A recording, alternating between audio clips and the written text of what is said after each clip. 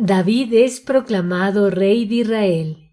Y entendió David que Jehová le había confirmado por rey sobre Israel, y que había engrandecido su reino por amor de su pueblo Israel.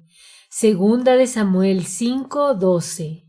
Lectura bíblica. Segunda de Samuel 5 del 1 al 25. Concepto clave. Dios es fiel y siempre cumple sus promesas. Aunque muchas veces no entendemos el plan de Dios y la espera del cumplimiento de sus promesas nos es difícil, debemos aprender a confiar. Debemos entender que Dios obra de la manera perfecta en el tiempo adecuado. Como hijos de Dios, debemos vivir por fe, seguros de quién es Dios y que todo lo tenemos por su gracia y misericordia. Nada lo hemos conseguido por nuestros propios méritos, así que podemos vivir confiados en su amor y en su plan perfecto. Introducción. El conflicto entre la casa de Saúl y David no terminó con una rápida victoria. Hubo una gradual transferencia de poder. David accedió a reinar sobre todo Israel cuando Abner, el dirigente militar del país, quien había puesto a Isboset en el trono, entendió que David debía ser el siguiente rey de Israel y que Dios lo había escogido. Parte del reino de Saúl ya había reconocido a David como rey. Sin embargo, Abner prometió ayudar a David a obtener el resto del reino. Lastimosamente, Abner perdió la vida por una venganza. Isboset entendía que la muerte de Abner debilitaba su reino, pero este no duró mucho tiempo porque fue asesinado. Desarrollo. En la historia de hoy, vemos que David finalmente fue coronado rey de Israel. Todas las tribus y los ancianos lo reconocieron como el escogido de Dios y lo ungieron por tercera vez, esta vez públicamente como rey de toda Israel. Todos se sometieron a su autoridad. David finalmente vio cumplida la promesa de Dios, quien lo ratificaba como rey y engrandecía su reino por amor a su pueblo. David, de la mano de Dios, obtuvo varias victorias. Dios estaba con él, librando al pueblo de Israel de sus enemigos. David se comprometió formalmente a sus obligaciones con los israelitas como rey. Dios obraba constantemente en su vida, guiándolo y fortaleciéndolo. Al observar la evidente bendición de Dios sobre su vida, él reconoció la obra del Señor al establecerlo en el trono. Aunque el camino fue difícil, finalmente había visto cumplidas las promesas del Señor.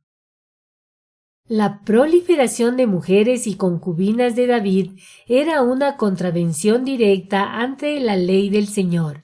A pesar de ver la mano de Dios en su vida, David se dejó llevar por las costumbres de esa época. En cada caso de poligamia en las Escrituras, siempre las consecuencias han sido negativas y David no iba a ser la excepción. Los filisteos permanecieron tranquilos durante la larga guerra civil entre la casa de Saúl y de David, pero al ver que el pueblo estaba bajo el dominio de David, decidieron atacar. Ellos querían aprovechar mientras David tomaba el trono, pero no tomaron en cuenta que Dios respaldaba a David y le daría la victoria contra ellos. Conclusión.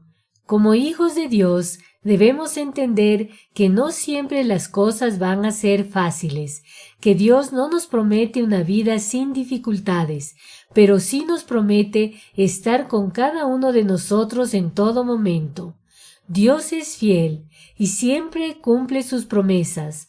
Todo lo tenemos por su gran amor, por lo que no debemos angustiarnos por tratar de conseguir sus bendiciones. Como sus hijos, estamos llamados a vivir para su gloria con la mirada firme en quién es Dios y no en las circunstancias que enfrentamos. Contesta las siguientes preguntas.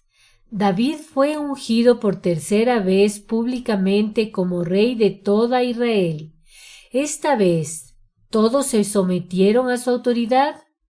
¿Parte del pueblo no se sometió a su autoridad? ¿Continuó la división?